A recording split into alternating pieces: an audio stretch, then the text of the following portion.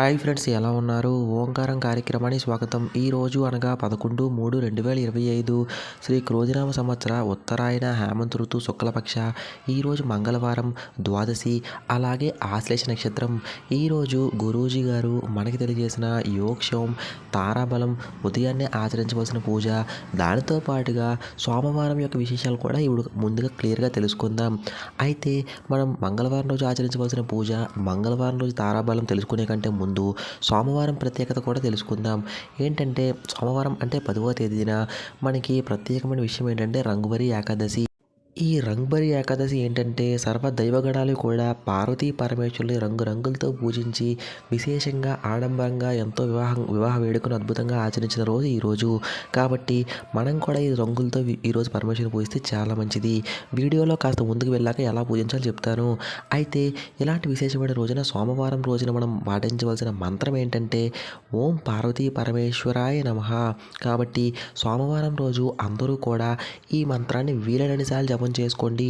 ఓం పార్వతీ పరమేశ్వరాయ నమః, ఓం పార్వతీ పరమేశ్వరాయ నమః అనే నామాన్ని జపం చేసుకుంటే ఆ పరమేశ్వరుని యొక్క అనుగ్రహం, పార్వతీ అమ్మవారి అనుగ్రహం లభిస్తుంది. ఇక మంగళవారం రోజు అంటే 11వ తేదీన మంగళవారం రోజు తారాబలం ఏంటంటే అశ్విని మఖ మూల నక్షత్రం వారికి పరమమిత్రతార ఉంటుంది. చాలా బాగుంటుంది. రోజంతా కూడా చక్కగా అన్ని ఉపయోగం చేసుకోండి. భరణి పొబ్బ పూర్వషడ వాళ్ళకి మిత్రతార ఉంటుంది. వీళ్ళకి కూడా చాలా బాగుంటుంది. ఇక కృతిక ఉత్తరాషాఢ వారికి నైదవ తార ఉంటుంది. కాబట్టి కొంచెం జాగ్రత్తగా ఉండాలి. డ్రైవింగ్ అది చేసేటప్పుడు జాగ్రత్తగా ఉండండి. ఇక రోహిణి నక్షత్రం, హస్త నక్షత్రం, శ్రవణ నక్షత్రం వారికి సాధకతార. ఏదైనా కొత్త పనులు ప్రారంభిస్తే అవి సక్సెస్ఫుల్గా విజయవంతం సాధిస్తారు. ఇక మృగశిర, చిత్త, ధనిష్ట నక్షత్రం వారికి ప్రత్యేక తార ఉంటుంది. కాబట్టి జాగ్రత్తగా ఉండాలి. కొంచెం క్షేమంగా ఉండడానికి ట్రై చేయండి. ఆరుద్ర, స్వాతి, శతభిష నక్షత్రం వారికి క్షేమతారం ఉంటుంది. కాబట్టి అన్ని విధాలా కూడా మీకు శుభం జరుగుతుంది. ఇక పునర్వసు, విశాఖ, పూర్వభాద్ర వారికి విపత్తార ఉంది. కాబట్టి కొంచెం జాగ్రత్తగా ఉండాలి. డ్రైవింగ్ కానీ బయటకు వెళ్ళేటప్పుడు కానీ అన్ని జాగ్రత్తగా చూసుకోండి. ఇక పుష్యమి నక్షత్రం, అనురాధ నక్షత్రం, ఉత్తరాభాద్రపద నక్షత్రం వారికి సంపద పరంగా, డబ్బు పరంగా మీకు అన్ని శుభంగా జరిగే అవకాశాలు ఉన్నాయి.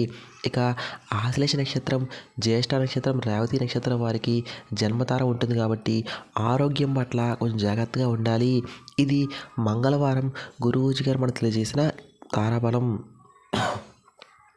ఇక సోమవారం రోజున గురూజీగా తారాబలం తెలియజేయలేదు. సోమవారం రోజున రంగబరి ఏకాదశి ఉంది కదా. ఈ రంగబరి ఏకాదశి రోజున మనం ఎలాంటి పూజ ఆచరించాలంటే పార్వతీ పరమేశ్వర వారికి రంగులతో పూజించాలి. 7 రంగులు తెచ్చుకోండి. మనకి బయట రంగులు దొరుకుతాయి కదా, అలా 7 రంగులు తెచ్చుకొని వాటితోనే ఈరోజు సాయంత్రం వీలు చూసుకొని పరమేశ్వరు వారికి, పార్వతీ వారికి ఇద్దరికి కూడా పార్వతీ పరమేశ్వరులు పక్కపక్కనే పెట్టి 7 రంగులతో అర్చించి పూజ చేసుకొని ఆ రంగులు మీ దగ్గర పెట్టుకోవాలి.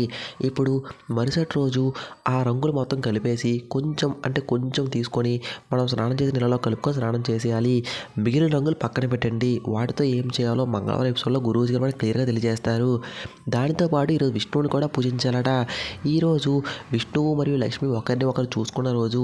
కాబట్టి ఈరోజు మనం తులసి మొక్క, మామూలుగా ఉసిరి చెట్టు ఉంటుంది కదా, ఆ ఉసిరి మొక్క తెచ్చుకోండి.